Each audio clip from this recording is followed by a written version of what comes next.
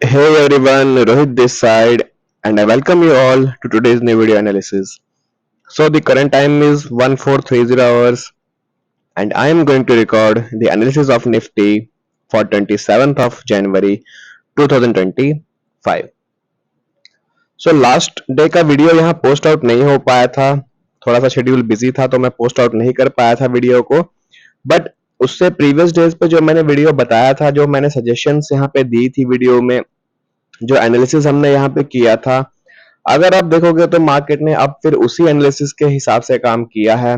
और जैसा कि मैंने बताया था कि एम पैटर्न और ये हैमर पैटर्न, ये दोनों चीजें मैंने जो यहाँ बताई थी, तो मार्केट ने क्या किया, इन्हीं दोनों पैटर्न्स को सस्टेन यहाँ पे किया है। ठीक है, तो अगर मैं यहाँ पे वीडियो की मैं बात करूं, तो मैंने वहां पे ये भी बताया था कि हो सकता है कि एम पैटर्न का ये रिटेस्ट हो सकता है कि हैमर का ये ब्रेकआउट हो। तो मैंने दोनों की दोनों चीज वहां पे बताई थी कि अगर ये ब्रेकआउट होता है तो हम कैसे यहाँ ट्रेड करेंगे, और अगर ब्रेकडाउन होता है तो हम यहाँ पे उसमें भी कैसे हम ट्रेड यहाँ पे करेंगे। सो इसी के साथ मैं यहाँ पे वीकली डिस्कशन भी करूंगा एक बार, कि वीकली में मार्केट मुझे कैसा दिखे, थोड़ा हम उसको भी यहाँ अंडरस्टैंड करने की कोशिश करेंगे। ठीक है, तो यहाँ पे DXY डॉलर इंडेक्स की अगर मैं बात करूं, तो फाइनली अब यहाँ पे कि यहाँ पे जो क्लोजिंग है मेरे को 108 के नीचे आ चुका है, और 107.465 ये जो प्रीवियस लेवल जो है बहुत इंपॉर्टेंट और बहुत बेस सपोर्ट लाइन यहाँ पे थी, फाइनली वहां का लेवल यहाँ पे ब्रीच हुआ है। तो यहाँ से मेरे को अब मार्केट कहीं ना कहीं थोड़ा और नीचे आता हुआ नजर में आएगा। हमारे मार्केट के लिए क्या हो जाएगी, अब यहाँ से गुड स्ट्रेंथ हो जाएगी। तो कल मेरा व्यू फिर अब सेलिंग साइड में नहीं जाएगा। So now I am completely in a positive way, because DXY ने यहाँ वीकनेस दिखाई है। सो फॉर दैट रीजन मैं यहाँ पे अपने मार्केट्स में पॉजिटिव रहूंगा और पॉजिटिविटी की तरफ ही यहाँ पे ट्रेड को प्लान करूंगा। So coming to the Nifty part, अब यहाँ पे तो मैंने ये आपको एनालिसिस एक ग्लोबल बताया कि DXY पे हमारा मार्केट कैसा यहाँ रिएक्ट कर सकता है। So now coming to the Nifty part, और निफ्टी में यहाँ पे जो केसेस है कल के लिए, वो कितने केसेस निकल के आ रहे हैं। तीन इंपॉर्टेंट केसेस कल के लिए निकल के आ रहे हैं। तो मैं काफी दिनों से एक ही कंसेप्ट को बता रहा हूँ, price action price action price action price action. तो फिर एक बार यहाँ पे हम प्राइस एक्शन को ही डिस्कस करेंगे once again. So now this is the final day price action, क्योंकि कल फिर जो मूड रहेगा मार्केट का, that is completely based on price action.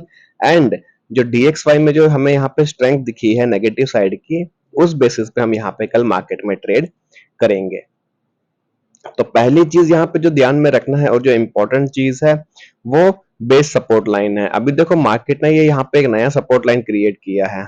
तो मैं ऐसा क्यों बोल रहा हूँ, बिकॉज इस सपोर्ट लाइन की भी मल्टीपल टाइम टेस्टिंग हो चुकी है। तो फर्स्ट टाइम यहाँ पे 14 जनवरी को आया, देन उसके बाद 22, फिर उसके बाद 23, अभी प्रीवियस डेज में भी चेक करोगे तो फिर एक बार यहाँ पे हमारे पास 24 के आसपास आया था। ठीक है, कंटिन्यूअसली मार्केट यहाँ पे सपोर्ट की टेस्टिंग किया है। तो सपोर्ट यहाँ पे वीक तब दिखेगा जब ये पूरा का पूरा लेवल ब्रीच कर जाएगा, और 22,800 के आसपास आने के बाद ब्रीच करेगा।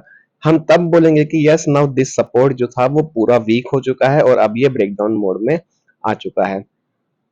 तो पैटर्न्स को भूलना नहीं है, याद रखना। यहाँ डिस्कस किए थे दो पैटर्न, एम पैटर्न और एच पैटर्न को यहाँ डिस्कस किया था। तो एम पैटर्न की जो नेकलाइन अगर आप देखोगे तो वहीं से यहाँ मेरे को क्या दिख रहा है, एक रिजेक्शन कैंडल दिखी है प्रीवियस डेज पे। बट अगर मैं डॉलर इंडेक्स की बात करूं, तो स्ट्रॉन्ग ट्रेंड यहाँ दिखा है मेरे को डॉलर इंडेक्स में। ठीक है, अब ध्यान में क्या रखना है, देखो डॉलर इंडेक्स बहुत ज्यादा नीचे आके क्लोज किया है ना, अराउंड 108.151 से 107 मतलब लगभग लगभग $1 यहाँ पे पूरा का पूरा मार्केट नीचे आया है। बट निफ्टी पार्ट की अगर मैं बात करूं, तो निफ्टी में भी सुबह स्ट्रेंथ के साथ मार्केट क्लोज हुआ। तो मैंने क्या बोला है हमेशा, DXY और निफ्टी या DXY और इंडियन मार्केट जो है वो क्या है, इनवर्सली प्रोपोर्शनल है ना। They are inversely proportional to each other. That is the important thing कि जो हमें यहाँ पे ध्यान में रखना है ना। जो तीन इंपॉर्टेंट केसेस है वो यहाँ पे कौन कौन से निकल के आ रहे हैं। First and foremost important case जो कल के लिए यहाँ पे निकल के आ रहा है, now I will come to the 15 minutes time frame. First and foremost जो केस यहाँ पे निकल के आ रहा है कल के लिए, वो यही निकल के आ रहा है कि this is the baseline support. इस सपोर्ट लाइन को तो भूलना नहीं है, ये बेसलाइन सपोर्ट रहेगा हमारा। नाउ अगर मार्केट कल क्या हो जाता है, किसी भी रीजन से वापस गैप अप हो जाता है, ठीक है, और गैप अप होने के बाद 23,200 से लेके 23,200 से लेके 250 के बीच में कहीं इस जोन में कहीं खुलता है, तो खुलने के बाद अब की बार मैं सेलिंग साइड में थोड़ा सा अवॉइड करूंगा। सो फर्स्ट प्रायोरिटी यहाँ पे बाइंग साइड की रहेगी। नो फर्दर डिप्स की यहाँ से नीचे मार्केट आएगा तो मैं ऊपर जाऊंगा, नहीं, डायरेक्टली यहाँ से बाय आउट किया जाएगा मार्केट को। जैसे सस्टेन करेगा, ब्रीच करेगा यहाँ पे 250 के ऊपर, डायरेक्टली यहाँ पे पोजीशंस को बाय आउट किया जाएगा।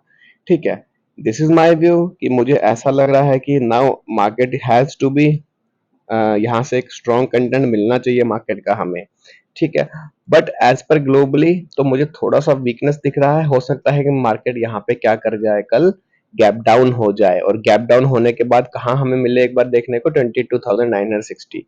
अगर इस लेवल के आसपास मिलता है और ब्रेक करता है इस लेवल को, अगेन बता रहा हूं, अगर ब्रेक करता है थोड़ा सा वेट करना, फटाफट एंट्री मत लेना, थोड़ा सा वेट करना, पेशेंस रहना, रखना वहां पे खुद में, जल्दी एंट्री मत लेना। देखना कि अगर ब्रेच करता है और फिर ऊपर वापस आता है रिटेस्ट के लिए, फिर अगेन गिरता है, तो that is the confirmation candle की नव यहाँ पे एक बड़ी कैंडल 22,800 के आसपास लेके आएगी मार्केट को।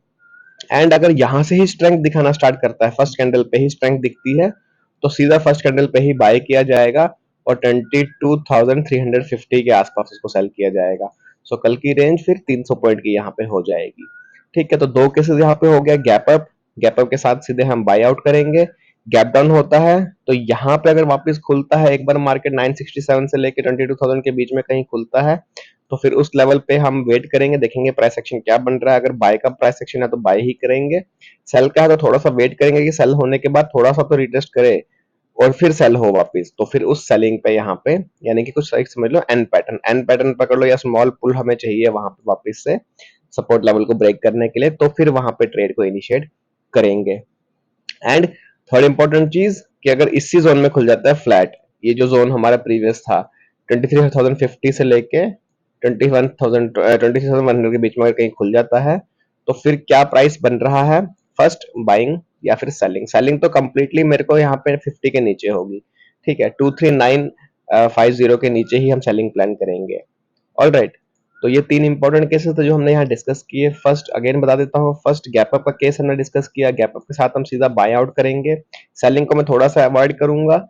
अगर फ्लैट खुलता है तो फ्लैट के साथ अगर बाइंग स्विंग मिलता है तो बाय आउट करेंगे, और अगर इस सपोर्ट के आसपास खुलता है तो भी फर्स्ट प्रायोरिटी यहाँ पे बाय आउट करेंगे, but depending upon price action. अगर प्राइस एक्शन बाइंग स्विंग दिखा रहा है तो बाय आउट ही करेंगे।